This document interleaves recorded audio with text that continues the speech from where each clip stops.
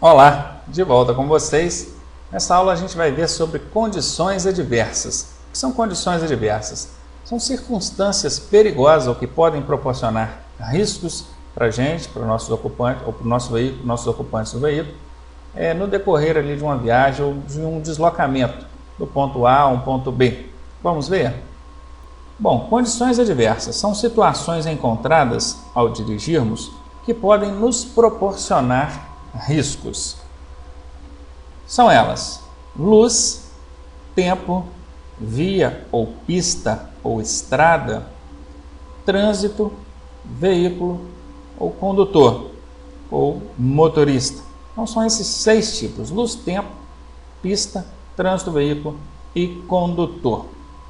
Bom, aqui uma informação até interessante, que cerca de 90% dos acidentes ocorrem por falhas humanas. Apesar da gente ter algumas situações adversas que propiciam riscos, o condutor, só esse bacana aqui, é responsável por cerca de 90% dos acidentes de trânsito.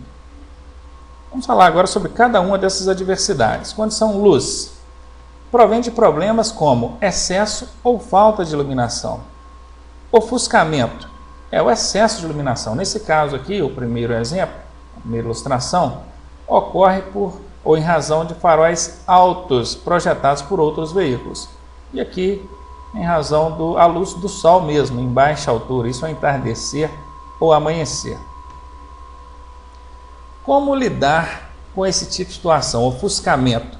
Se o problema é um farol alto vindo em nossa direção, você pode piscar o farol, apenas piscar, alertando o outro condutor, para talvez ele, percebendo, abaixar os faróis. Você não vai fazer a famosa guerrinha de faróis. Jogar farol no outro condutor, vou chapar nele o farol alto também. E aí assim fica todo mundo prejudicado e o risco de acidente aumenta consideravelmente. Pisque o farol. Se não resolver, mantenha o seu farol baixo e tente se orientar pela linha lateral da pista, a linha de bordo. É uma prática comum quando a gente está dirigindo e a visibilidade prejudicada, por exemplo, em chuva, cerração, neblina, a gente se orientar pela linha central da pista. Mas nesse caso não é interessante se orientar pela linha central, porque você vai estar direcionando a sua visão para os faróis desse veículo que vem ofuscando a sua visão. Então, excepcionalmente nesse caso, você vai se orientar pela linha de bordo ou linha marginal da pista. No segundo caso, que é o ofuscamento por luz natural, luz do sol, você vai simplesmente abaixar a pala de proteção interna do veículo, tentando ali então compensar ou inutilizar, neutralizar essa luz do sol que está vindo direto nos seus olhos. Outra coisa que você pode fazer é acender os faróis para melhorar a visualização de outros condutores em relação ao seu veículo, porque dependendo da curva que você faz, ora o sol pode estar te prejudicando, ora pode estar prejudicando um terceiro, um outro condutor. E os faróis do seu carro estando acesos, você vai ser mais facilmente visto por esse outro condutor, ainda que ele esteja com a visão prejudicada, ofuscada em razão da luz do sol. O outro caso é a penumbra, que é a falta de iluminação. Quando naquele período de transposição do dia para a noite, agora já no horário normal, fora do horário de verão, ocorre mais ou menos entre 6 horas e 6 e meia da tarde, acontece o seguinte: você acende os faróis e parece que não resolve muito. Por quê? Primeiro porque não estamos num breu total, numa penumbra total. E os faróis eles vão ser muito eficientes quando estiverem em total escuridão. O meio termo, os faróis não ajudam tanto.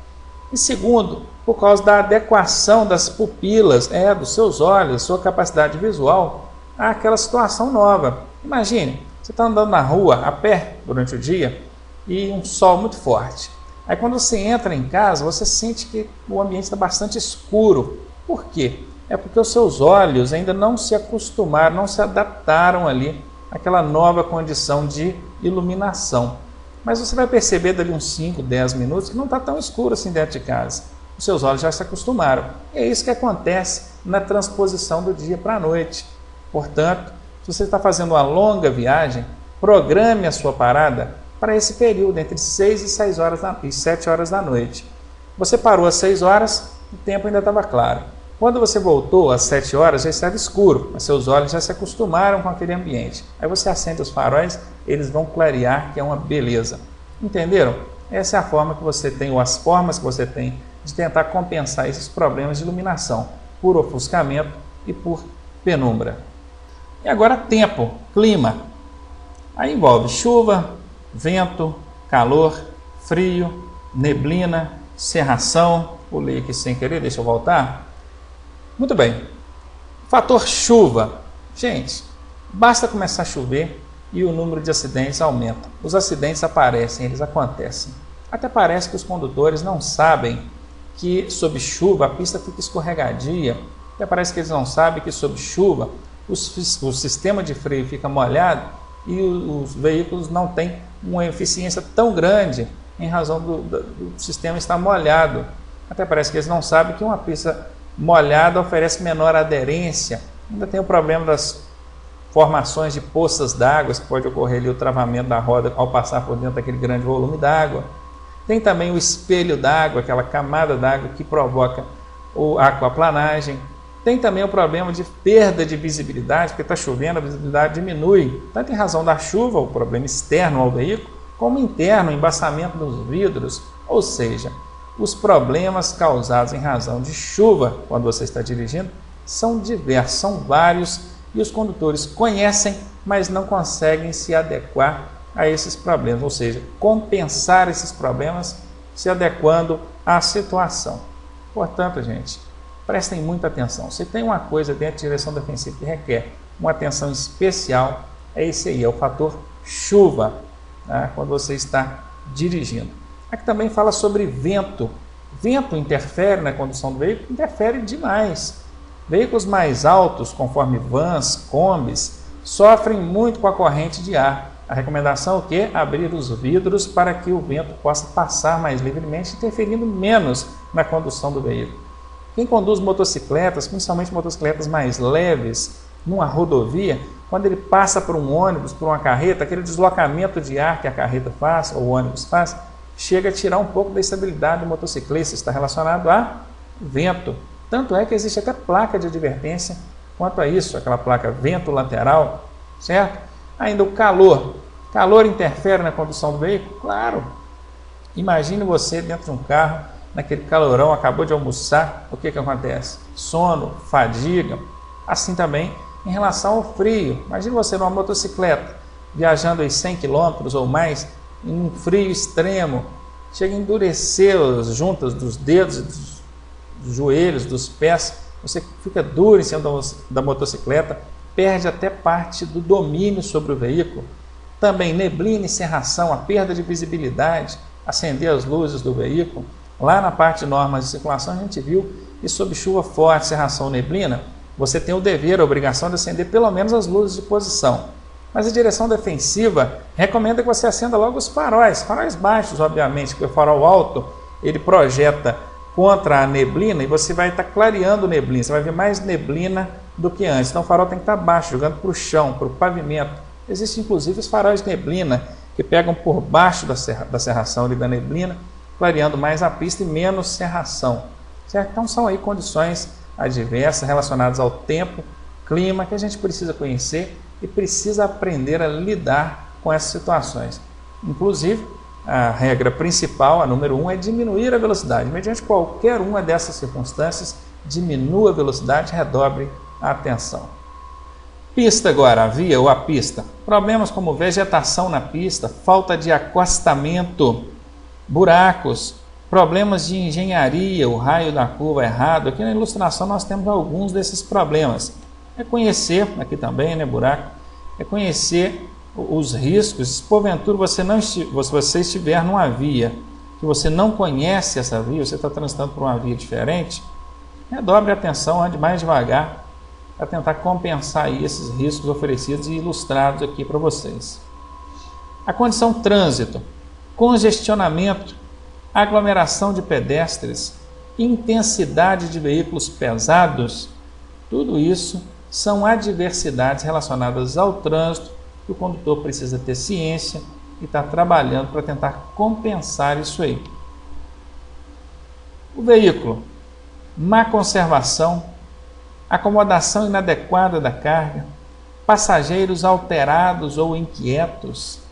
Pois é, aí ó, lembre-se, o condutor é o responsável pela segurança dos ocupantes do veículo. Portanto, mantenha a ordem. Aqui na ilustração nós temos, veja bem, o que o pessoal está fazendo. Tem gente para fora do veículo aí, ó. De todo jeito, cabeça para fora, pernas para fora, braço para fora. O condutor tem que cuidar, zelar pela ordem. Ele é o responsável. Qualquer coisa que vier a acontecer, ele será responsabilizado. E por fim, uma última condição adversa aí, o condutor ou motorista. O que pode acontecer com o motorista? Sono, fadiga, cansaço, preocupação, nervosismo, ansiedade, euforia, embriaguez, drogas, dívidas, não é mesmo? Chifre, brincando aí. Mas todas são situações, nós estamos vendo aqui, que vão afetar diretamente o condutor, certo? O condutor, imagine, que acabou de acertar na loteria. Ele tem condições de dirigir? Claro que não, ele está eufórico, ele está, o ideal é que outra pessoa dirija para ele. Ele está totalmente fora de si, o seu emocional está totalmente abalado, desequilibrado, da mesma forma que alguém que recebe uma notícia muito ruim também não está em condições de dirigir. Inclusive, gente, infelizmente, é um fato que tem ocorrido com frequência. Pessoas às vezes recebem a notícia de que um parente se acidentou. Aí ele pega o veículo e vai correndo até o local. Ele sai totalmente abalado emocionalmente, totalmente desesperado, e no percurso ele também se acidenta. Viram? Então saber conhecer os limites dele, o condutor, é muito importante. Agora preste atenção no seguinte: o condutor foi deixado aqui por último, ou a última condição adversa a ser considerada. Nós vimos 6, né? Luz, tempo, estrada, trânsito, veículo e o condutor. Ele foi deixado por último não por acaso, porque dentro de uma ordem sequencial lógica, realmente ele deve ser deixado por último. Por quê? Porque todas as demais situações são menos previsíveis do que ele próprio, ele, o condutor.